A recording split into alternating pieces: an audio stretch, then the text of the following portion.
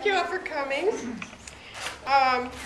Before I get started with my little talk, I'm going to do a demo here about how to make a piece of felt. I have some wool, five or six pieces, I think. 1, 2, 3, 4, 5. Okay, they're small. This is wool that I have dyed, all different colors. And I'm going to stretch it out and stack it up. And I'm going to put it in the cup, like so. And I'm going to pour water on it. In order to make, this is sheep's wool, by the way, sheep's wool. I'm going to get it all wet. In order to make felt, you have to have heat and moisture, pressure and agitation. And you have to be able to do those all at the same time. This is cold water that I'm using because it's been sitting here for a while, but I have heat in my hands. And for this little small piece, that's going to be plenty. So while I'm talking, I'm going to be doing the pressure and the agitation. Pour off a little water. Don't need all that water. The amount of water is immaterial because it all has to come out anyway, because in the end I will have a small piece of material, small piece of fabric that is good for a Christmas decoration or a child's necklace or something like that. In my life, my art life, I sometimes feel like I'm always going backwards because I keep going back to primitive art, to keep going back to the beginning of whatever I've been doing. I started very young using pieces of material to make doll clothes and cut out circles and put holes in them and put them over the doll's head. And my mother had lots of fabrics. My mother sewed, and she was the person who was responsible really for teaching me how to sew and letting me have access to all of that.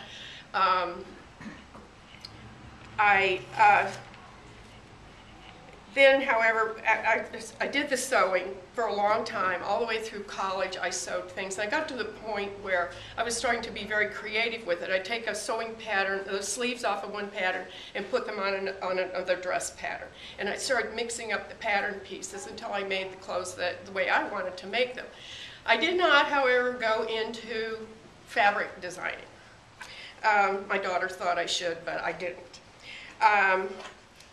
I majored in German, and I thought I might tell you about some of the pivotal moments and how I got to be an artist, because I did not go to art school. I took a few process classes. I learned how to set up a loom, things like that, but really no art classes.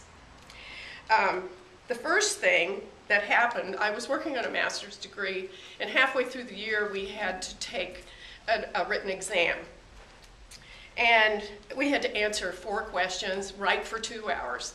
And I got in there to this exam, and I turned to the guy next to me, and I said, "This is a really boring exam. I have already answered these questions someplace along the way." And I realized, I sat there and thought about all the German majors all over the world who were probably taking some kind of similar test like that, and I thought, I don't want to do this for the rest of my life. So I finished up the year, I got my degree. I've never been sorry I did that. It's brought me many opportunities that I would not have had. And when the summer came, I started working with different media, did a little bit of stained glass, worked with some wood. And about 6 months later, my mother was visiting, and she informed me at that time, I don't remember what we were talking about, but she informed me that my grandmother had a loom out in the barn. They lived on a farm. And that she had woven rag rugs. And that was the first I'd ever heard of it. And I thought, wow, that would be kind of fun. Well, I don't have a loom. My mother went to the bookstore, and she brought me this book, and something about weaving for anybody or everybody. And it was a book that It was a book that I read and looked at. It had lots of pictures in it, and that's basically what I wanted, was books with lots of pictures. I looked at that book probably 10 times a day.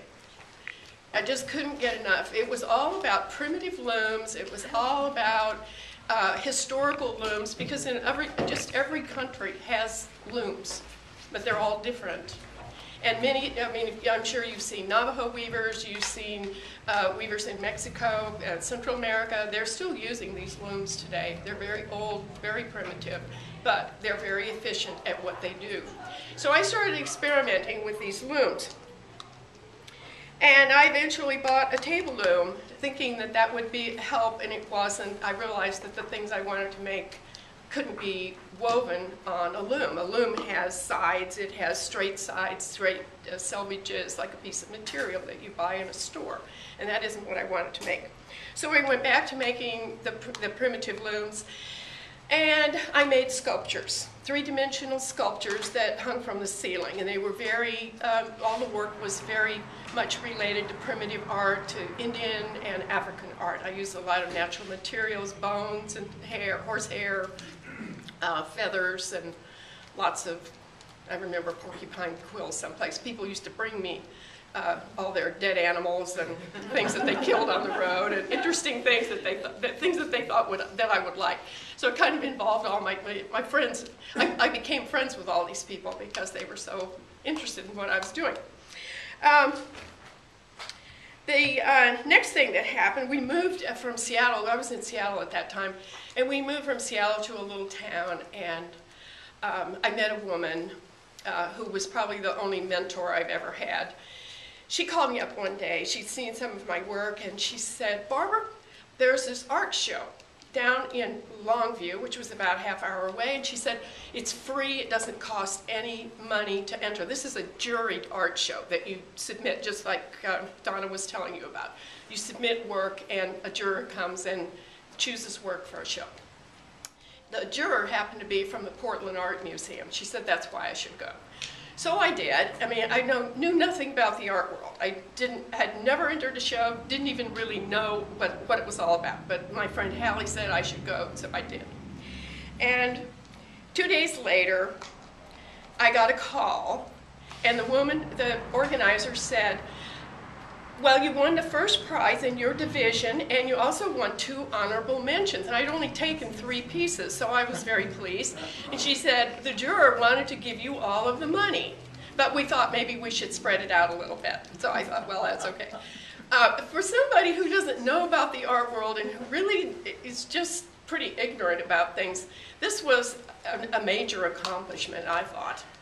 And so anyway, that was my first encounter with the business of art. And I think from that was one of the pivotal points, I think, that turned me into an artist. I mean, it was wonderful to have somebody say that I had done great work when I thought it was great too.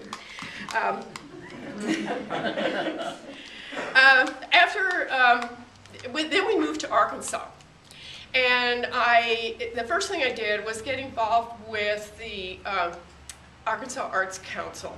They have a program called Art in Education, and I have worked since 1985 in the schools on a contract basis, maybe no more than 10 weeks out of the year, usually only 3 or 4. And I do group projects with kids, group projects of all kinds. The first project I did was working with senior citizens. And the seniors, I knew, were not going to be interested in my abstract art, and so I designed these 2 landscapes to be made, the groups would work on them together. And they were just wonderful, and it was my first foray into realism.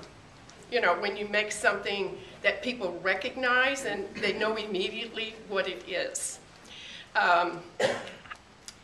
And I found that a great challenge, and that is how I got into the landscapes in general, that I found it challenging. I remember years ago saying to a friend, I will never do realism, because what I thought about then were those tapestries from the Middle Ages with all the little figures. Those things are made from what's called a cartoon. You make a drawing, and then somebody, it's like coloring in a coloring book between the lines. And so it's very detailed, and I knew that I would never want to do that. So what I was doing was a lot more to my liking. I sort of had an idea, make sketches, and then I start. If it's wrong, then I take it out and start over. And I sometimes make mistakes. At least in the beginning, I made a lot of mistakes. But that's the way I started making the landscapes. Another thing I did, I'm almost done here. All I'm doing is mashing this with my fingertips, by the way, not pushing. Another project that I got, that was in 1987. I got a call from a teacher in Searcy, and she wanted me to do they had this gorgeous entryway in the junior high, and she wanted me to make something to go in there, and she wanted the kids to help do this. That's what you do, work with the children. And so when I got up there to see the project and talk to her about it, she just said, out of the blue, but could we also do a little felting? And I thought, well, I haven't really done felting, and so I said, let me think about it. And I went home, and this is a picture. This is the only video thing I brought with me. This is a picture of my first felt project. I must have been crazy. That's a lion.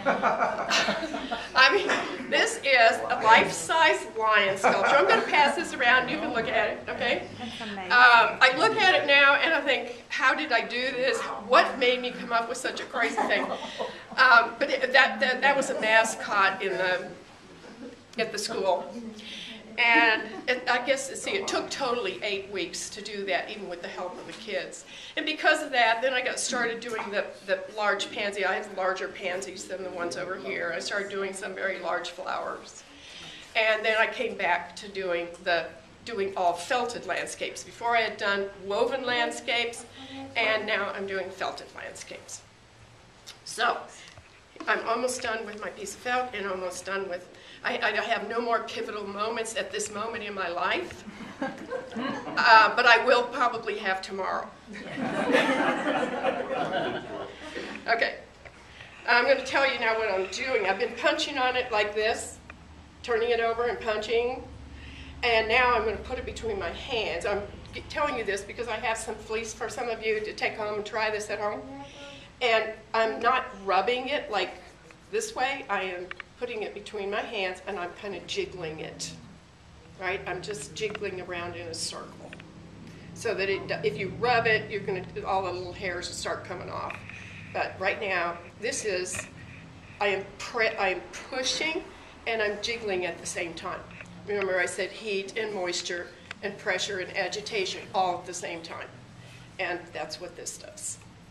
So Barbara, would you work, didn't mean to interrupt you, would you work with a larger piece in order to, would you work with a larger piece in order to make a petal of the flowers? Okay, the petals, or the flowers are really sewn sculptured. I mean, each one is separate, and you make a bigger piece. Each petal would be like that? Yes, only bigger. Only it would be bigger, right. And obviously I'm not doing these large pieces by hand. You have to have, well, traditionally, if you want to see, go to Felting in Mongolia on the internet if you have it. Go to Felting in Mongolia. There are 2 videos. One is better than the other, and it's very quick. It's about 3 minutes, and they will show you how they made the fleece to make their yurts, which are the homes that they live in, the people in Mongolia. What they did traditionally was they laid these huge pieces out on a piece of leather and then moistened them, rolled them up, and dragged them behind a horse out in the field until they were done. Wow. And I don't know that I've read this. I can't remember if I have or not, but instead of using water, they used warm urine, which I assume is from the animals that they've left out, you know, and that heated it up. And after all, they rinse it off, and who cares? But I've never tried it. I should do that just to say I've done it. So anyway, this is what you do. The pieces that are up here are, you will notice that there's a piece in the background. This is randomness, the way I put the pieces in here and in the cup. But you have to, if you want to design, you have to actually put the different colors on it.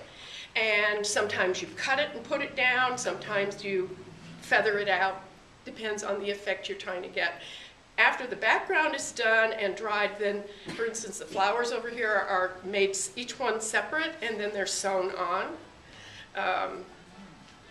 The rocks were each made separate, and then they were put on, sewn onto a background. What else is here? This landscape has all these trees are different pieces, and this is all a form of stitching. The spinning that she mentioned that I do, I wouldn't be doing what I'm doing if I had not learned how to spin. You cannot buy yarn that